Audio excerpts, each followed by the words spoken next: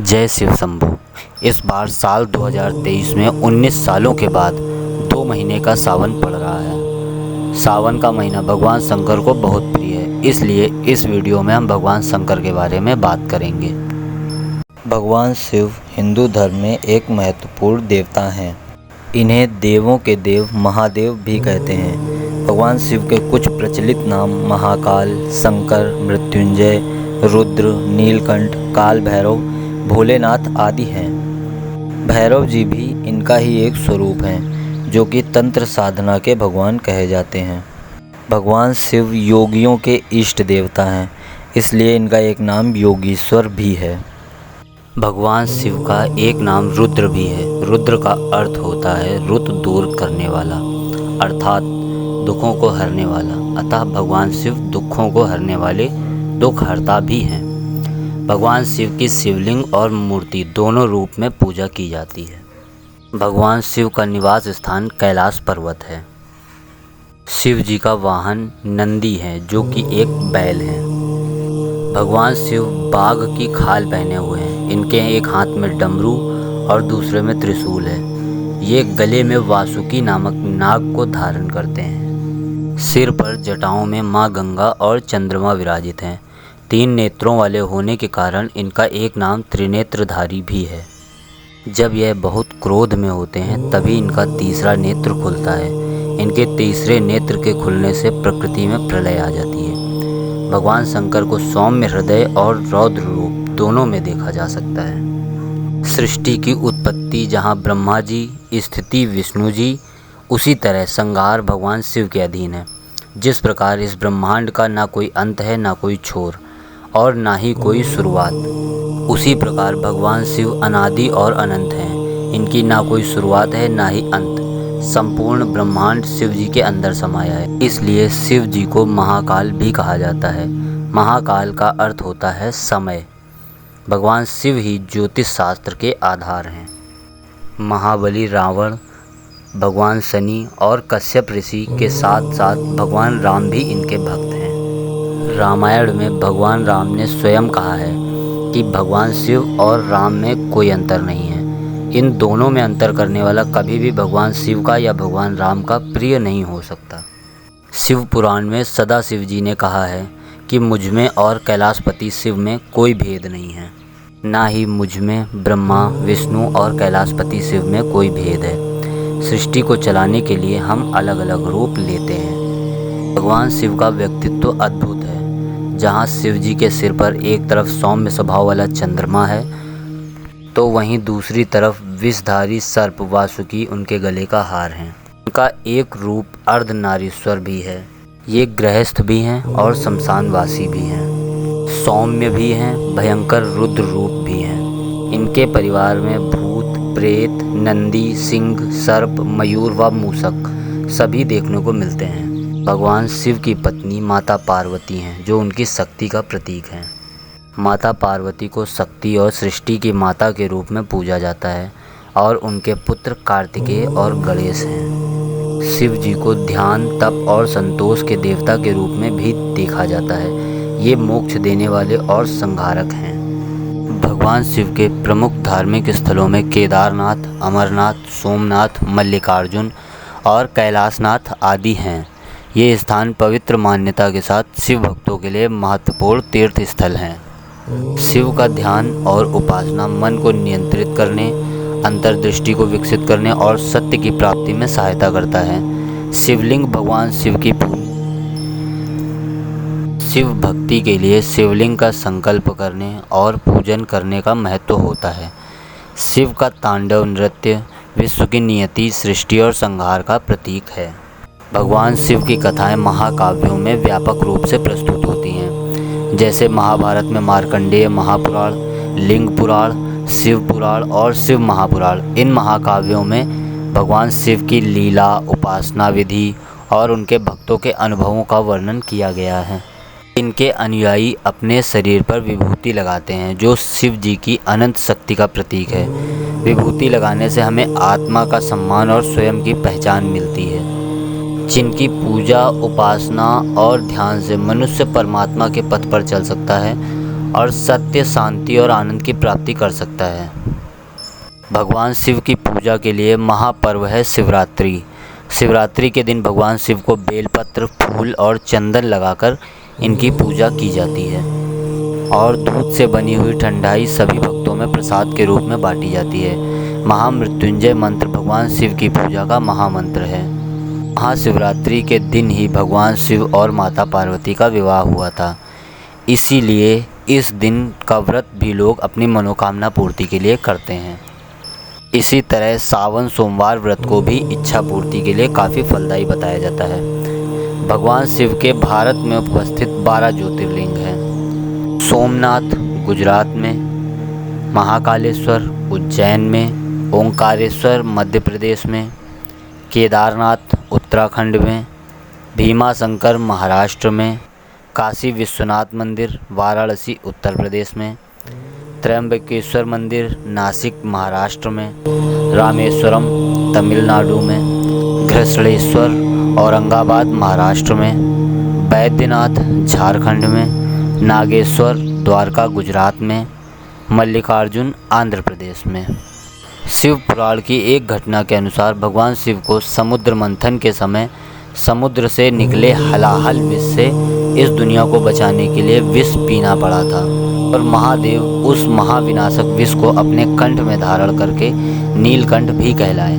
कुछ कथाओं के अनुसार कैलाश मानसरोवर को भी भगवान शिव का निवास स्थान माना जाता है। आइए जानते हैं भगवान शंकर के कुछ अवतारों के बारे में। भगवान शंकर का पहला अवतार है सरभ अवतार। इस अवतार में भगवान शंकर का स्वरूप आधा मृग तथा शेष सरभ पक्षी का था। इस अवतार में भगवान शंकर ने नरसिंह भगवान की क्रोधाग्नि को शांत किया था। भगवान शिव का दूसरा अवतार है पिप्पलाद अवतार। पिप्पलाद एक ऋषि मुनि हुए। एक बार उन्होंने देवताओं से पूछा कि क्या कारण है कि मेरे पिता दधीची जन्म से पूर्व ही मुझे छोड़कर चले गए। देवताओं ने बताया कि शनि ग्रह की दृष्टि के कारण ही ऐसा हुआ।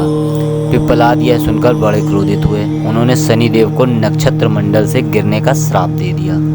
श्राप के प्रभाव से शनिदेव उसी समय आकाश से गिरने लगे। देवताओं की प्रार्थना पर पिप्पलाद मुनि ने शनि जी को इस शर्त पर माफ़ किया कि शनिदेव जन्म से लेकर 16 साल की आयु तक किसी भी व्यक्ति को कष्ट नहीं देंगे। तभी से पिप्पलाद मुनि का स्मरण करने मात्र से शनिदेव की पीड़ा दूर हो जाती है। शिव पुराण के अनुसार स्वयं ब्रह्मा जी ने ही शिव जी के इस अवतार का नामकरण किया था। नंदी अवतार। शिलाद मुनि ब्रह्मचारी थे। उनका वंश समाप्त होता देख उनके पितरों ने शिलाद मुनि से संतान उत्पन्न करने को कहा। शिलाद मुनि ने मृत्युहीन संतान की कामना से भगवान शिव की तपस्या की। तब भगवान शंकर ने स्वयं शिलाद मुनि का पुत्र बनने का वरदान दिया। कुछ समय बाद भूमि की जुताई करते समय शिलाद मुनि को भूमि से उत्पन्न एक बालक मिला। शिलाद मुनि ने उसका नाम नंदी रखा। भगवान शंकर ने नंदी को अपने सभी गणों का अध्यक्ष बनाया। इस तरह नंदी नंदीश्वर हो गए। अश्वत्थामा। महाभारत के अनुसार पांडवों के गुरु द्रोणाचार्य के पुत्र अश्वत्थामा भगवान शंकर के 5वें अवतार हैं। आचार्य द्रोण ने भगवान शंकर को पुत्र रूप में पाने के लिए घोर तपस्या की। तब उनकी तपस्या से प्रसन्न होकर भगवान शिव ने उन्हें वरदान दिया कि वे उनके पुत्र के रूप में जन्म लेंगे। महाभारत के अनुसार ऐसी मान्यता है कि अश्वत्थामा अमर हैं और वह आज भी धरती पर ही निवास करते हैं। वीरभद्र अवतार। भगवान शिव का विवाह राजा दक्ष की पुत्री सती से हुआ था। एक बार दक्ष ने एक विशाल यज्ञ का आयोजन किया, लेकिन उन्होंने भगवान शिव और माता सती को निमंत्रित नहीं किया। भगवान शिव के मना करने के बाद भी माता सती इस यज्ञ में आईं और जब उन्होंने यज्ञ में अपने पति शिव का अपमान होते देखा तो यज्ञ की अग्नि में कूदकर उन्होंने अपनी देह त्याग दी। जब भगवान शिव को यह पता चला तो उन्होंने क्रोध में आकर अपने सिर से एक जटा उखाड़ी और उस जटा से महाभयंकर वीरभद्र का अवतार हुआ। भगवान शंकर का अगला अवतार है ग्रहपति। विश्वनार नाम के एक मुनि तथा उनकी पत्नी सुचिस्मति ने बाल रूप में शिव की पूजा की। उनकी पूजा से प्रसन्न होकर भगवान शिव ने उनके घर अवतार लिया। ब्रह्मा जी ने ही उस बालक का नाम ग्रहपति रखा। ऋषि दुर्वासा अवतार। ऋषि दुर्वासा भी भगवान शंकर के अवतार हैं। ग्रंथों के अनुसार माता अनुसुईया के पति महर्षि अत्रि ने ब्रह्मा जी के निर्देश अनुसार पत्नी सहित ऋक्षकुल पर्वत पर पुत्र कामना से घोर तप किया। उनके तप से प्रसन्न होकर ब्रह्मा, विष्णु और महेश तीनों उनके आश्रम पर आए। उन्होंने कहा, हमारे अंश से तुम्हारे 3 पुत्र होंगे। कुछ समय बाद ब्रह्मा जी के अंश से चंद्रमा उत्पन्न हुए, विष्णु जी के अंश से दत्तात्रेय का जन्म हुआ और शिव जी के अंश से ऋषि दुर्वासा ने जन्म लिया। हनुमान अवतार। भगवान शिव का हनुमान अवतार सभी अवतारों में श्रेष्ठ माना गया है। इस अवतार में भगवान शंकर ने एक वानर का रूप धरा था। हनुमान जी को भगवान विष्णु के अवतार श्री राम का परम सेवक माना जाता है। वाल्मीकि रामायण के एक प्रसंग में श्री राम ने यह भी कहा है कि यदि हनुमान न होते तो वो माता सीता को रावण की कैद से मुक्त ना करा पाते। हनुमान जी भी अमर हैं, उन्हें अमरता का वरदान माता सीता ने दिया था। अवधूत अवतार। शंकर जी ने अवधूत अवतार लेकर इंद्र के अहंकार को तोड़ा था। एक बार बृहस्पति देव और अन्य देवता एक साथ शंकर जी के दर्शनों के लिए कैलाश पर्वत पर जा रहे थे। रास्ते में उन्हें इंद्र की परीक्षा लेने के लिए शंकर जी अवधूत रूप में मिले। इंद्र ने उनसे बार बार उनका परिचय पूछा। जवाब न मिलने पर क्रोधित होकर इंद्र ने जैसे ही अवधूत पर प्रहार करने की कोशिश की, वैसे ही उनका हाथ रुक गया।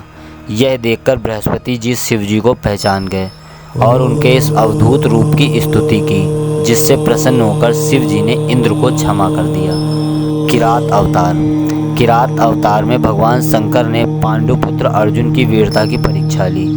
महाभारत काल में जब अर्जुन भगवान शंकर को प्रसन्न करने के लिए घोर तपस्या कर रहे थे, तभी एक दैत्य अर्जुन को मारने के लिए सुअर का रूप रखकर आया। अर्जुन ने उस दैत्य पर अपने बाण से प्रहार किया। उसी समय भगवान शंकर ने भी किरात वेश धारण कर उसी सुअर पर बाण चलाया। शिव जी की माया से अर्जुन उन्हें पहचान नहीं पाए। अर्जुन ने किरात वेश में भगवान शिव से युद्ध किया। अर्जुन की वीरता देख भगवान शिव प्रसन्न हो गए और अपने वास्तविक स्वरूप में आकर अपना पाशुपात अस्त्र अर्जुन को प्रदान किया। सुनट नर्तक अवतार। नटराज जो नृत्य के देवता हैं, वो भी शंकर जी का ही अवतार है। एक बार माता पार्वती के पिता हिमांचल से उनकी पुत्री का हाथ मांगने के लिए शिव जी ने सुनट नामक नर्तक का वेश लिया था। हाथ में डमरू लेकर शिव जी नट के रूप में हिमांचल के घर पहुँचे और नृत्य करने लगे। नटराज शिव जी ने इतना सुंदर और मनोहर नृत्य किया कि सभी प्रसन्न हो गए।